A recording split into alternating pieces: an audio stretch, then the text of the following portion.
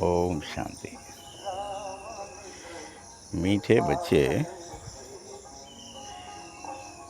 पहले पहले सबको बाप का सही परिचय देकर क्या करना पड़ेगा? गीता का भगवान सिद्ध करो। ठीक है। फिर क्या होगा? फिर तुम्हारा नाम अपने आप रोशन हो जाएगा। ये आदेश देखो कहते हैं। बस तुम तो कि गीता देखो, भगवान आया है ये तो सब जान रहे हैं। कोई कह रहा है यहाँ पे देखो भगवान ने गीता सुनाई थी, तो गीता का एक मंदिर बना दिया है अभी 18 मंजिल का। 18 अध्याय है तो 18 मंजिल का एक मंदिर बन गया। तो सब किस में लग गए हैं सर? ये सिद्ध करने में कि कृष्ण ही भगवान है, वो गीता सुनाता है। लेकिन गीता कैसे सुनाई जाती है, कब सुनाई जाती है, क्यों सुनाई जाती है, उसका पर्पस क्या होता है? वैकुंठ बनाना उसका पर्पस होता है, कृष्ण बनाना उसका पर्पस होता है, ये तो पता ही नहीं है ना किसी संसार को। तो यह बात बाबा क्या कह रहा है कि आप सही परिचय दो कि गीता का भगवान कौन है, सिद्ध करो, और तो तुम्हारा नाम ही रोशन हो जाए। प्रश्न: तुम बच्चे को चारों युगों का चक्कर लगा लिया, उसकी रसम भक्ति में चल रही है, वह कौन सी है? बताओ। तुमने 4 युगों का चक्कर लगा लिया, इसकी क्या रसम है? कौन कौन बता देगा झट से? हैं? सुन लो। तुमने चारों युगों का चक्र लगाया, वह फिर सब शास्त्रों, चित्रों आदि को गाड़ी में रख कर के चारों तरफ की परिक्रमा लगा रहे हैं। तो कोई गौर में जाकर फिर उन्हें सुला रहे हैं, तो कोई अनेक प्रकार की परिक्रमाओं के लिए चलो ये परिक्रमा, अभी वो परिक्रमा दे रहे हैं। तुम ही जानते हो। क्या जानते हो तुम? कि तुम कौन सा चक्कर लगा के आए हो? तुम ब्राह्मण से क्या फरिश्ता, फरिश्ता से देवता, देवता से क्षत्रिय, क्षत्रिय से वैश्य, वैश्य से शूद्र, और शूद्र से फिर ब्राह्मण। ये तुमने ही चक्कर लगाया है। इसी पर सारी परिक्रमाएँ, कोई वेद पुराणों की परिक्रमा, कोई कुछ भी करो, उनकी चलो एक परिक्रमा जरूर करनी पड़ेगी। हर तरह की अनेकों करोड़ों परिक्रमा, ये परिक्रमा, इस परिक्रमा का ही स्वरूप है, स्वरूप है। स्वरूप मतलब स्वरूप।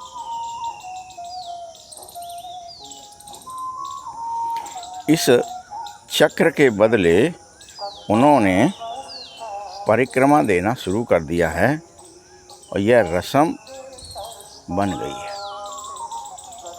परिक्रमा दो, परिक्रमा दो। कोई भी काम करना, चलो परिक्रमा दे के आते।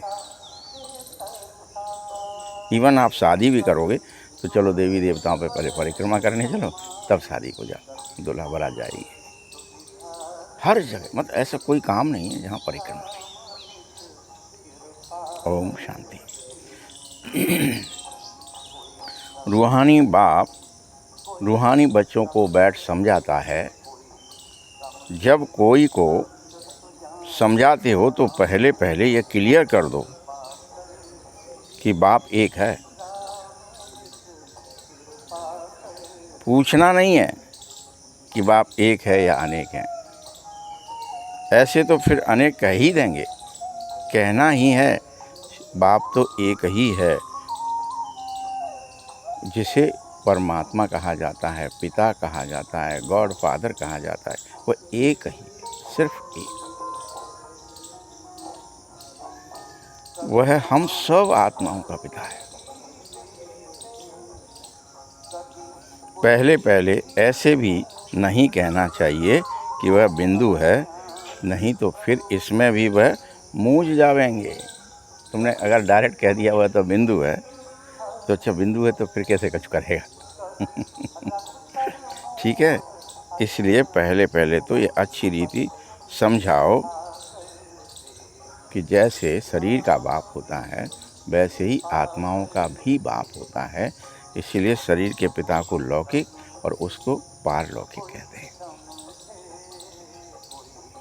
लौकिक तो हर एक होता ही है, लेकिन उसको कोई खुदा, कोई गॉड नहीं कहता। जो लौकिक है उसको कोई खुदा थोड़ी कह रहे हो, कोई गॉड थोड़ी, पिताजी कह रहे हो, पापा कह रहे हो, जो भी और कह रहे हो, है एक ही, लेकिन परमात्मा एक ही है। इसीलिए उसे सब याद करो। पहले पहले ये पक्का निश्चय भी कराओ कि पिता है तो वो क्या करता है, स्वर्ग की रचना करता है, वो वैकुंठ का रचयिता है, वो सुखों का रचयिता है, वो ऐसा है जो सुख के सागर है और तुम्हारे लिए सुख देने आया है। वह यहाँ आएंगे तो तुम्हें क्या करेंगे, यहाँ पहले स्वर्ग का मालिक बनाएंगे, जिसको शिव जयंती भी कहते हैं। यह भी तुम बच्चे ही जानते हो, स्वर्ग का रचयिता भारत में ही स्वर्ग रचेंगे, जिसमें देवी देवताओं का राज्य होगा, होगा ही होगा। तो पहले पहले बाप का ही परिचय देना जरूरी है, ठीक है। और यह भी दो कि उसका नाम भी है, वो अनाम नहीं है, उसका नाम शिव है, वह कल्याणकारी है। गीता में तो भगवानुवाच ही लिखा है, ये भी समझाओ। तो पहले पहले ये निश्चय अगर कर लिया, निश्चय करा के फिर लिख देना चाहिए कि गीता में जो भगवानुवाच है, तो वो भगवान क्या कहता है आकर के, उवाच क्या करता है, बोलता क्या है कि मैं तुमको राजयोग सिखाता हूँ और नर से नारायण बनाता हूँ। क्या बनाता हूँ, नर से नारायण बनाता हूँ। यह नारायण कौन बना सकते हैं, तो जरूर समझाना पड़े तुम्हें कि नारायण कौन बनाता है। ठीक है, तो समझाओगे भगवान कौन है, फिर यह भी समझाना है कि वो करता क्या है। ठीक है, सतयुग में पहले नंबर में जो लक्ष्मी नारायण है, जरूर वही 84 जन्म लेता है। पीछे फिर और धर्म वाले आ जाते हैं, उन्हों के तो इतने सब धर्म जन्म हो न सके, पहले आने वाले को ही 84 जन्म होते हैं। याद रखना, तुम में से कोई भी, कोई देव कोई देवी बन जाएंगे, कुछ भी बन जाए, नारायण भी बन जाए, तो सतयुग में कुछ नहीं सीख सकते। सीखने का समय कब है, अभी है, अभी नहीं तो कभी नहीं। संगम पर ही सीखते हैं, वह लक्ष्मी नारायण भी अभी संगम पर ही सीखते हैं, फिर लक्ष्मी नारायण बनते हैं।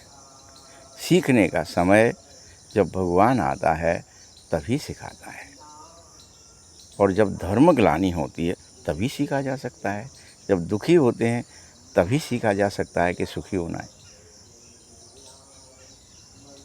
ठीक है,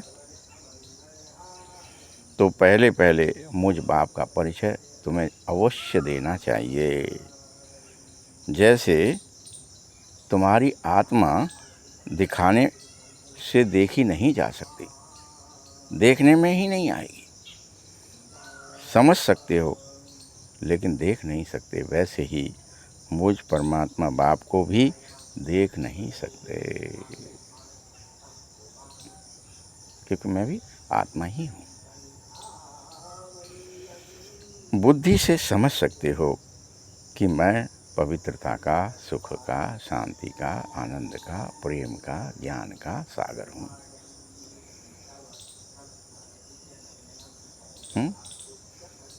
शक्ति का भंडार हूँ। परम शक्तिशाली।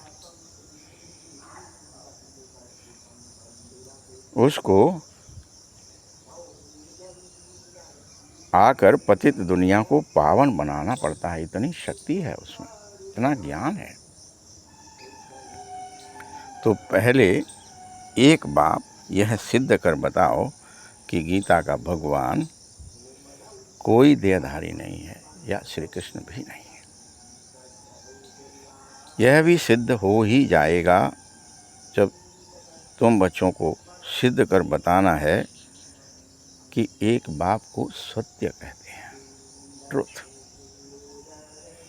सत्य ही शिव है, सत्य ही भगवान है। और भगवान कैसे हैं? सुंदर है। इसीलिए कहा जाता है सत्यम शिवम सुंदरम। सत्य ही शिव है, शिव ही सुंदर है। तो जो सत्य है वो बाप ही है और वह यही समझाता है। बाकी तुम बच्चे कर्मकांड या तीर्थ आदि की बातें सब भक्ति शास्त्रों में बहुत हैं, उन्हें भूल जाओ। ज्ञान में तो इसका कोई वर्णन है ही नहीं। यहाँ कोई शास्त्र भी नहीं है। बाप आकर तुम्हें सारा राज समझा रहा है कि पहले पहले तुम बच्चे इस बात पर जीत पाओ। किस बात पर जीतो? कि भगवान एक है, भगवान निराकार है, ना कि साकार। समझ रहे हैं ना कैसा है परमात्मा? अलौकिक, पारलौकिक।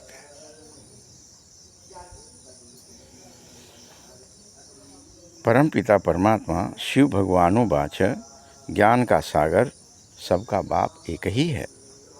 श्री कृष्ण तो सबका पिता हो नहीं सकता। वह किसी को भी कह नहीं सकते। जो भगवान है जो कहता है वह कोई देहधारी नहीं कह सकता कि देह के सब धर्म को छोड़ करके परित्याज्य सर्वधर्माणि मामेकम शरणं व्रज। यह बात कोई भी नहीं कह सकता, कोई भी। ये वही कह सकता है जो, कौन कह सकता है? जो निराकार है, निरअहंकार है, वही कह सकता है। वही तुमको सिखा रहा है कि मामेकम याद करो, पर सब धर्म को छोड़कर मुझे याद करो। है बहुत ही सहज बात भले सुनने में, लेकिन करने में बड़ी ही कठिन है।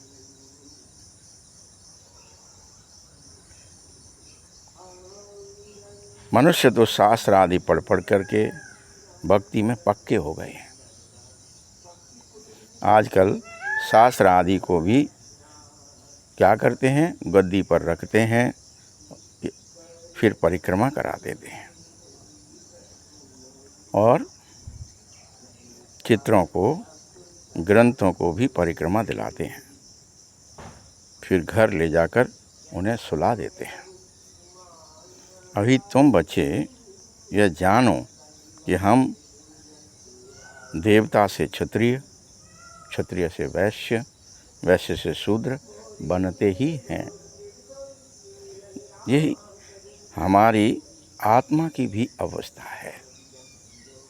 जैसे प्रकृति की यहाँ अवस्थाएं होती हैं ना, कोई पेड़ हो, पौधा हो, पशु हो, पक्षी हो, मनुष्य का शरीर हो, सब क्या करता है? पहले जन्मता है बच्चा, बड़ा, यौवन, फिर और बड़ा, फिर बूढ़ा हो जाता है लास्ट में। तो 4 अवस्थाएं दिखाई ना, ब्रह्मचर्य यानी बच्चा, 25 साल तक बच्चा, फिर गृहस्थ, फिर वानप्रस्थ और फिर संन्यास। तो ये 4 अवस्थाएं जो मनुष्य की थी, जो अवस्थाएं सबके, पेड़ पौधे पशु पक्षी सबकी होती है। पौधा, पेड़ भी, फसल भी, कोई भी चीज़ इस अवस्थाओं से, ऐसे आत्मा की भी अवस्था होती है। ये समझना है, आत्मा की अवस्था है ये कि आत्मा को क्या करना पड़ता है? इन अवस्थाओं से गुजरना पड़ता है। देवता बन गए तो बस ये नहीं है देवता बने, देवता बनने के बाद क्षत्रिय बनना ही पड़ेगा। अगर क्षत्रिय बन गए तो ये नहीं कि बस क्षत्रिय ही बने रहोगे, नहीं, वैश्य भी बनना पड़ेगा, तुम्हारी अवस्था आ जाएगी। और कलयुग भी आएगा और शूद्र भी बनना पड़ेगा।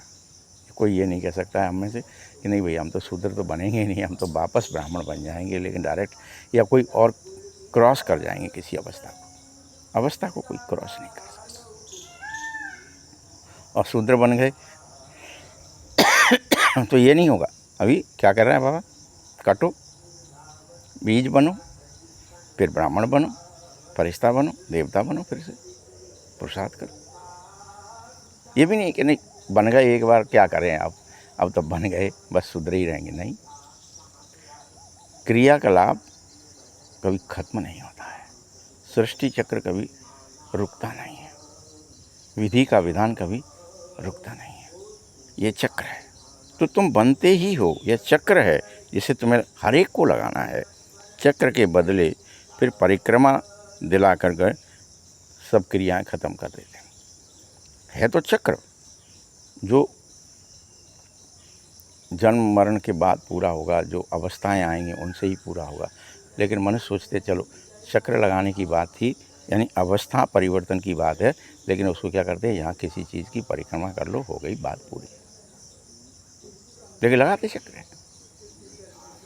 जिन्हों को एक मुकर्रर दिन रखते हैं जब परिक्रमा लगानी है, फलां दिन लगेगी परिक्रमा, यह सब दिखाते हैं, तो पहले पहले ये सिद्ध कर बताना है कि श्री कृष्ण भगवानो वाच नहीं, शिव भगवानो वाच है।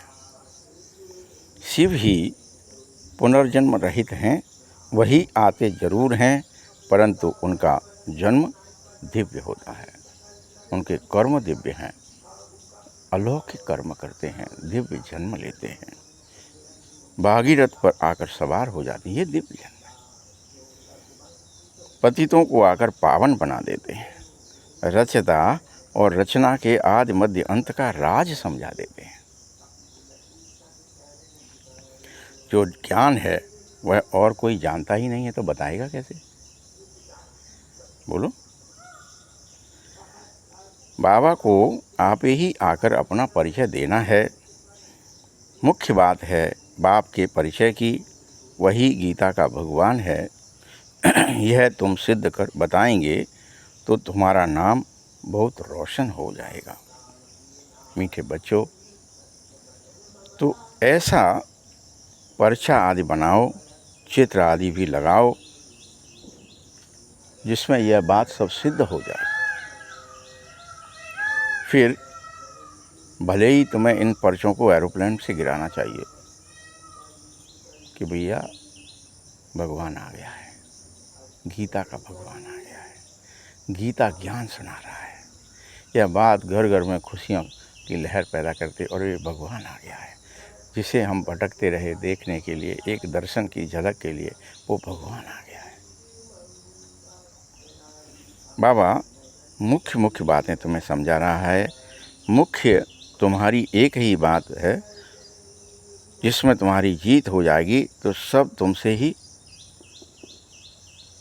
तुम समझो कि तुमने ये बात सिद्ध कर ली, माने तुम सब बातें जीत गए। ठीक है, इसमें तुम्हारा नाम बहुत रोशन हो जाएगा। इतनी सी बात से कितनी बड़ी बात बताई, यही सब। ठीक है, इसमें कोई खिटपिट नहीं करेंगे, यह बड़ी क्लियर बात है। अब बार बार समझाते मीठे बच्चे, भला मैं सर्वव्यापी कैसे हो सकता हूँ? मेरा अस्तित्व ही तुम निकाल देते हो अगर सर्वव्यापी कहते हो तो। जिसका अस्तित्व है उसको सर्वव्यापी नहीं कहा जा सकता। सर्वव्यापी तो शक्ति है मेरी, मैं नहीं। ईश्वर की आभा है, ईश्वर की जो कार्यशैली है वो सर्वव्यापी है, वो सब जगह काम करेगी। लेकिन जैसे 50 ट्रिलियन सेल हैं शरीर में, अब उस शरीर के 50 ट्रिलियन सेल को भी एक्टिवेट रखना ये आत्मा का काम है। एक भी सेल उसमें मुर्दा नहीं रह सकता। वो उन 50 मतलब 5 करोड़ उससे भी ज़्यादा, 5 करोड़ नहीं, अरबों मतलब खरबों, संख्यों, 50 ट्रिलियन बोलते हैं वैज्ञानिक भाषा में। तो उस 50 ट्रिलियन सेल में कोई ऐसा नहीं है जो अपने आप में एक्टिव ना हो, जिंदा ना हो, और वो आत्मा काम करती है उन सब पर, उन सबको देख रेख करना उन सब के। परंतु ये थोड़ी कि वो 50 ट्रिलियन सेल में घुस गई है अलग अलग रूप से। वैसे ही सूरज जैसे है, अब वो पूरे अपने आप ही वहाँ से रोशनी आ रही है, हर चीज़, पेड़ पौधा, सब चीज़ों की उत्पत्ति हो रही है, हवाएं चल रही हैं, उसकी वजह से बहुत कुछ हो रहा है, विटामिन मिल रहे हैं, मिनरल्स मिल रहे हैं, ये मिल रहा है, वो विज्ञान अभी कह रहा है ये सब चीज़ें, लेकिन वो एक जगह ही है, वो कोई सर्वव्यापी होकर के थोड़ी देते घूम रहा है, हर एक में, हर एक पत्ती पत्ती में घुस करके दे रहा हो, हर की जड़ में घुस गया हो, फूल में घुस गया हो, तने में, पशु पक्षियों में घुस गया हो, फिर देगा विटामिन। वैसे ही बाबा है। तो ये ऐसे बाबा बार बार तुम्हें समझाता है, मीठे बच्चे, मुख्य बात पर जीत हुई तो जीत जाओगे, इसमें तुम्हारा नाम बहुत हो जाएगा, कोई खिटखिट की नहीं बात है, यह बड़ी क्लियर बात है। मैं सर्वव्यापी कैसे हो सकता हूँ? मैं तो तुम बच्चों को ज्ञान सुना रहा, पुकारते भी हो ना, तो आकर के पवित्र बनाओ, तुम्हें पवित्र भी बना रहा, पवित्र बनाने की शिक्षा दे रहा हूँ। कैसे पवित्र बनोगे?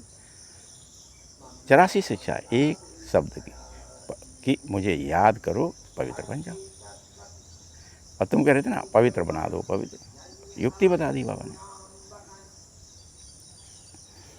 तो बाबा से प्यार हो जाए, बाबा की याद आने लगे, सताने वाली याद हो जाए, बस हो जाओगे पवित्र, निर्मल मन हो जाएगा तुम्हारा, हो जाओ अंतर्मुख, देह दुनिया को भूल जाओ, हो जाओगे पवित्र। ऐसे नहीं कि शिव बाबा आकर के फिर कृष्ण या नारायण बनाएगा।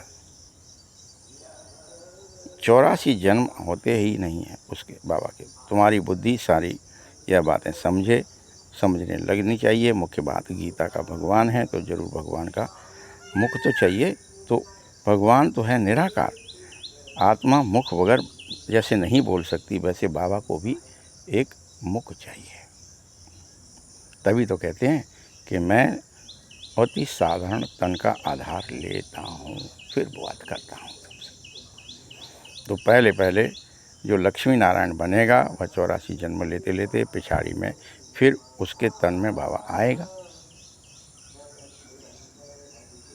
श्री कृष्ण तो बहुत जन्म के अंत में आता ही है। तो ऐसे ऐसे विचार सागर मंथन करो कि कैसे औरों को समझाया जाए। एक ही बात में तुम्हारा बस नाम रोशन हो जाएगा, इस बात को समझा दिया तो रचयिता बाप का संसार को मालूम भी पड़ जाएगा। फिर तुम्हारे पास बहुत आएंगे, तुमको बुलाएंगे कि भैया यहाँ आकर के भाषण करो, इसीलिए तुम्हारे अंदर वो आत्मबल भी पैदा हो जाएगा। तो पहले तुम्हें उस अल्फ को सिद्ध कर समझाना चाहिए। तुम बच्चे जानते हो बाबा से हम स्वर्ग का वर्षा अवश्य ले रहे हैं। बाबा हर 5000 वर्ष बाद भारत में ही भाग्यशाली रथ पर आता है। यही है सौभाग्यशाली जिस रथ में भगवान आकर बैठ जाते हैं। कोई कम है क्या यह बात? भगवान इसमें बैठ बच्चों को समझाता है कि मैं बहुत जन्म के अंत में इस तन में प्रवेश करके तुमसे बात करता हूँ। ठीक है, ये श्री कृष्ण की आत्मा का रथ, वह खुद कृष्ण को तो कृष्ण नहीं है, लेकिन उसकी आत्मा का ही रथ है। उस आत्मा ने ही जन्म लिया है। बहुत जन्म का अंत का, हर जन्म में फीचर्स, ऑक्यूपेशन सब बदलता रहता है हर एक का। बहुत जन्म के अंत में इसमें प्रवेश करता हूँ, फिर से श्री कृष्ण बनाता हूँ। आते हैं संगम पर, हम भी बाप का बन करके बाबा से वर्षा ले रहे हैं। बाप पढ़ाकर साथ ले जाता है और कोई तकलीफ़ की बात ही नहीं है। बाबा सिर्फ कहता है क्या? एक ही बात, मामेकम याद करो। एक शब्द को, बस मैं एक हूँ मुझे याद करो, मैं एक हूँ मुझे याद करो। तो यह अच्छी रीति विचार तुम्हें जरूर करना चाहिए। कैसे कैसे लिखें, यही मुख्य मिस्टेक है जिस कारण भारत अनराइटियस, इन रिलीजियस और इनसॉल्वेंट बना है। बाबा फिर आकर के राजयोग सिखा रहा है, भारत को राइटियस, सॉल्वेंट और फिर से बनाता है, सारी दुनिया को राइटियस भी बनाता है। उस समय सारे विश्व का मालिक बाप तुम्हें बना देता है। आओ तुम सारे पृथ्वी के मालिक बन जाओ, सारे आकाश के तुम मालिक बन जाओ, सारे जल के तुम मालिक बन जाओ, सारी हवा के तुम मालिक बन जाओ, ठीक है, सारी अग्नि के तुम मालिक बन जाओ। तुम्हें ही बनाता। कहते हैं हाँ, wish you long life and prosperity, कहते हैं ना दीर्घायु हो और धनवान हो, जो आशीर्वाद दिया जाता है ना, तो ये तुम्हारे लिए ही है। ये आशीर्वाद नहीं है, ये हकीकत है जो बाप तुम्हें दे देता है। बाबा कोई आशीर्वाद तो नहीं देते हैं, लेकिन सदा ही क्या करते हैं, जीते रहो। साधु लोग भले ही कहते हैं, कोई कहते हैं अमर रहो। तुम बच्चे समझते हो कि अमर तो जरूर अमरपुरी में ही होते हैं, कहने से नहीं होते। मृत्यु लोक में तो अमर कैसे ही हो सकते हैं, भला आशीर्वाद देते रहो उनके, चिरायु भव, चिरंजीवी भव। चिरंजीवी मतलब अमर। तो बाबा जब मीटिंग आदि करता है तो बच्चों से राय पूछता है, बोलो बच्चे, बाबा इन एडवांस राय दे रहा है कि सब अपनी अपनी राय लिख भेजें, फिर बल इकट्ठे भी हों। राय तो मुरली में लिखने से सबके पास अपने आप पहुंच जाएगी कि 2-3 हज़ार खर्चा बच जाए। इन 2-3 हज़ार में तो 2-3 सेंटर खोले जा सकेंगे। गांव गांव में जाना चाहिए चित्र आदि लेकर के। तुम बच्चों को जास्ती इंटरेस्ट किसी भी हालत में सूक्ष्म वतन की बातों में नहीं होना चाहिए। सूक्ष्म वतन गए, क्या देखा, सुबीरस कैसा था, मीठा था कि खट्टा था, पिया था कि नहीं पिया था। क्योंकि ब्रह्मा विष्णु आदि के चित्र हैं तो इस पर भी थोड़ा समझाया जाता है। उन्हों के बीच में थोड़ा सा पाठ है। तुम जाते हो, मिलते हो सूक्ष्म वतन, बाकी और कुछ नहीं है। इसीलिए इसमें ज़्यादा इंटरेस्ट मत लिया करो। सूक्ष्म वतन चलें, कुछ देख के आए, कोई साक्षात्कार करें। यहाँ आत्मा को बुलाया जा रहा है, उसको दिखाते हैं। कोई कोई आकर रोते भी हैं, कोई प्रेम से मिलते हैं, कोई दुख के आंसू बहाते हैं। ये सब ड्रामे में पाठ। अनेक आत्माएं सूक्ष्म वतन में घूम रही, मिल जाएंगी, आएंगी, कोई रोएंगी, कोई हंसेंगी, कोई गले साधारण तरीके से मिलेंगी तो कोई आंसू बहाएंगी। जिसको चिटचैट कहा जाता है। वे लोग तो ब्राह्मणों में कोई को की आत्मा को बुलाते थे, फिर उसको कपड़ा आदि पहनाते थे। पहले ये रिवाज था द्वापर से, ब्राह्मणों को बुलाया जाएगा, उसमें आत्मा को बुलाया जाएगा, क्योंकि आत्मा किस में आएगी, जो निर्मल होगा उसमें प्रवेश करेगी। तो आओ ब्राह्मण जी आओ, निर्मल है वही ब्राह्मण है ना, पवित्र है वही ब्राह्मण है। फिर इसको कपड़े आदि देते थे। वो अपने पूर्वज को देते थे, उस ब्राह्मण को नहीं। अब शरीर तो वह खत्म हो गया है, बाकी पहनेगा कौन? तुम्हारे पास यह रस्म है ही नहीं। लेकिन रोने आदि की तो बात ही नहीं होनी चाहिए। तुम्हें तो ऊंचे से ऊंचा नारायण स्वरूप बनना है, रोने की क्या बात है इसमें? वह कैसे बनोगे? जरूर बीच में संगम युग है, जहाँ तुम पवित्र बनते हो, तभी तो ऊंचे से ऊंचे बनते हो। तुम एक बात सिद्ध करेंगे तो कहेंगे हम तो बिल्कुल ठीक बता रहे हैं। भगवान कभी झूठ थोड़े ही बोल सकते हैं। फिर बहुतों का प्यार भी होगा, बहुत आएंगे भी, समय पर बच्चों को सब पॉइंट्स भी मिलते रहेंगे। पिछाड़ी में क्या क्या होना है वह भी ज़रूर दिखेगा। लड़ाइयाँ लगेंगी, बम छूटेंगे, तो पहले पहले मौत है इस तरफ। यहाँ तो रक्त की नदियाँ बहनी ही हैं, फिर उस तरफ घी दूध की नदियाँ बहेंगी। ये होगा। हर कलप होता है, कलप कलप होता है, लेकिन तुम्हें याद नहीं है तो तुम चक्कर में फंस जाते हो, क्या करें क्या ही नहीं करें। पहले पहले धुआं विलायत से शुरू होगा। ये बम आदि का धुआं कहाँ से निकलेगा? विलायत से निकलेगा। पहले ही कह दिया था देखो बाबा ने, अब विलायत से निकल रहा है। आप सब प्रत्यक्ष साक्षी हैं इस बात के।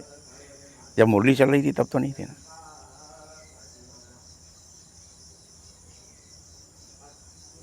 डर भी सबसे जास्ती वहीं होगा। कितने बड़े बड़े बम आदि बना के रखे हैं, क्या क्या उसमें डालते रहते हैं। समझते हैं इतना बड़ा बम हो तो एक बार में एक शहर तो पूरा ही खल्लास हो जाए, बड़े से बड़ा, जिसमें 3 करोड़ 4 करोड़ 5 करोड़ जनता है, एक बार में गोविंदाय नमो नमः। यह भी बनता है तो एक तरफ, दूसरी तरफ स्वर्ग की स्थापना भी हो रही है। यही नहीं कि बम ही बन रहा है और बस विनाश ही होगा। दूसरी तरफ स्थापना हो रही है, हेवनली गॉडफादर आ गया है। इस समय संगम है अच्छाई और बुराई का, सुख और दुख का, हानि और लाभ का, जन्म और मृत्यु का, तेरे और मेरे संगम है। सतयुग और कलयुग के बीच का समय।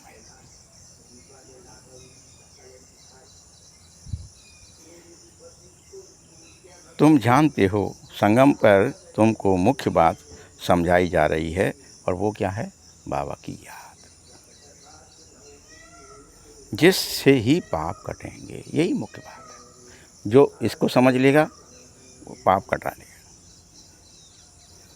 भगवान जब आया था तो कहा था माम एकम याद करो तो तुम सतो प्रधान अवश्य बन जाओगे, मुक्ति धाम में जाओगे। फिर पहले से लेकर चक्र रिपीट होना ही है। फिर से पहले पहले जैसे एडिटिज्म आया, देवी राज्य आया, देवी देवता ही रहेंगे आधा कल्प तक। फिर धीरे धीरे इस्लामी, बौद्धिज्म, अनेकों धर्म आ जाएंगे।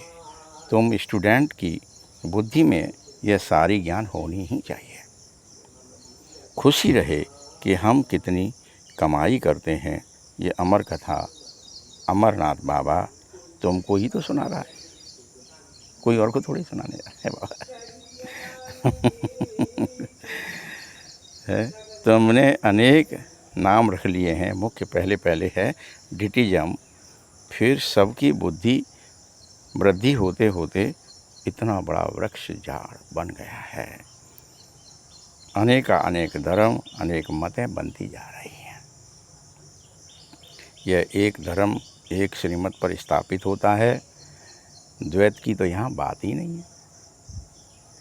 यह रूहानी ज्ञान रूहानी बाप बैठ समझा रहा है, और तुम बच्चों को खुशी में ज़रूर रहना चाहिए। तुम बच्चे जानते हो बाबा हमको पढ़ा रहा है। तुम अनुभव से कह सकते हो, यह शुद्ध अहंकार तुम्हें ज़रूर रहना चाहिए कि भगवान हमको पढ़ा रहा है, और इससे ज़्यादा तुम्हें क्या चाहिए। जबकि हम विश्व के मालिक बनते हैं तो खुशी क्यों नहीं रहती है। निश्चय से में कहाँ संशय आ जाता है। बाप में संशय नहीं लाओ कभी भी। कई बच्चे क्या करते हैं, भगवान है भी क्या नहीं, संशय आ गया, उसको यूँ ही याद करते हैं, पता नहीं आएगा भी कि नहीं आएगा, बचाएगा कि नहीं। हमें ज्ञान देगा कि नहीं, खुशी देगा कि नहीं, आनंद देगा कि नहीं, प्रेम देगा कि नहीं। अरे वो तो उसका सागर है, तुम उसके बच्चे हो तो तुम्हें नहीं देगा प्रॉपर्टी तो किसको देगा? वो उसकी प्रॉपर्टी है। तो बाप में संशय नहीं लाओ, माया संशय में लाकर तुम्हें भुलाती है। बाबा ने समझाया है, माया आँखों द्वारा बहुत धोखा देगी। अच्छी चीज़ देखेंगे तो दिल बित बित करेगी, ये बहुत अच्छी है, इसको खा लें।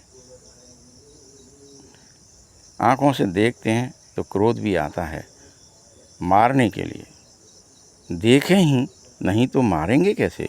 आँखों से देखते हैं तब लोभ भी आता है, आँखों की देखने से ही मोह आदि भी होता है।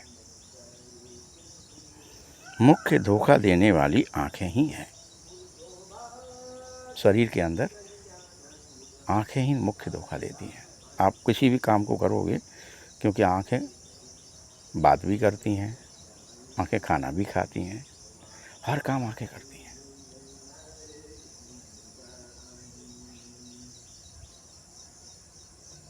हर क्रिया।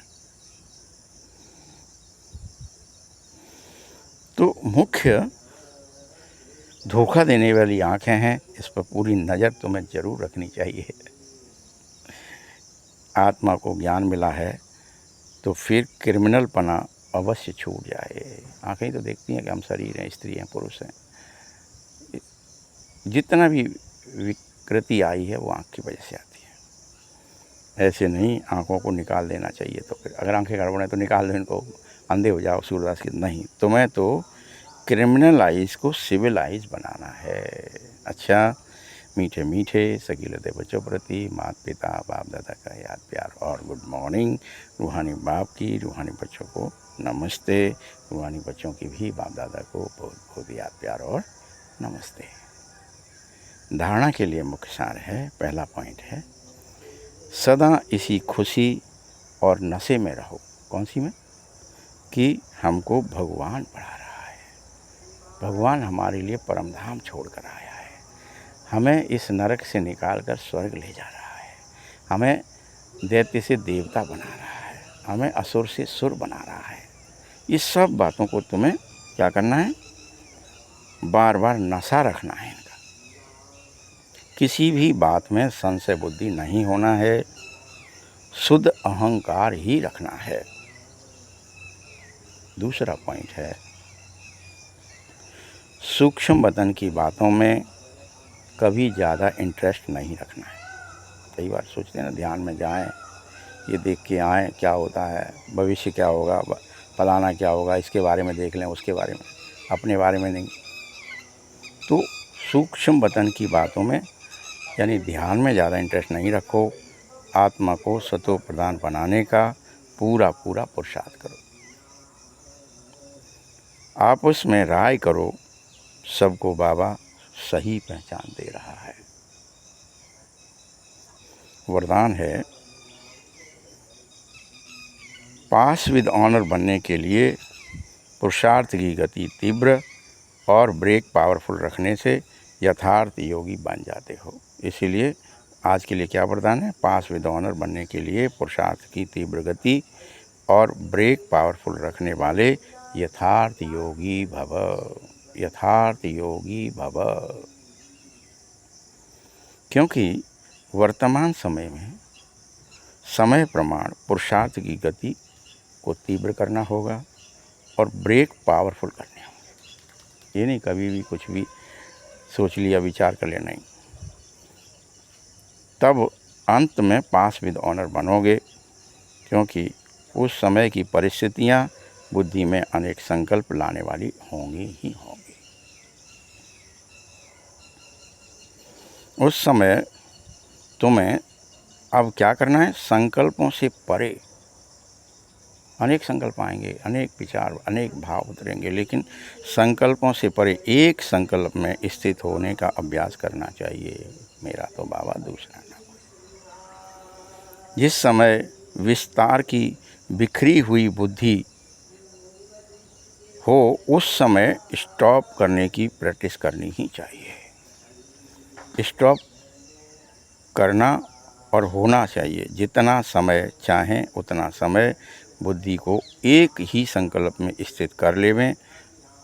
इसको ही यथार्थ योग कहते हैं।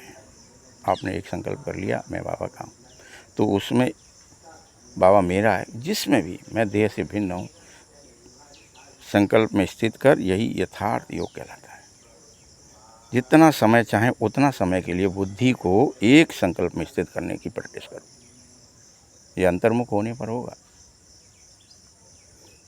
स्लोगन है, आप ओबीडियंट सर्वेंट हो, इसीलिए अलमस्त नहीं हो जाना है, अलबेले नहीं हो जाना। ठीक है, हो गया। अलमस्त नहीं हो सकेंगे। सर्वेंट माना सदा सेवा में उपस्थित। आपको अलमस्त होने का टाइम ही नहीं है, आपको अलमस्त होने का आदेश भी नहीं है, आपको अलमस्त होना भी नहीं है कि चलो होगा सो जाए। नहीं, मालिक देख रहा है, मुझे मालिक की सेवा में जाना है।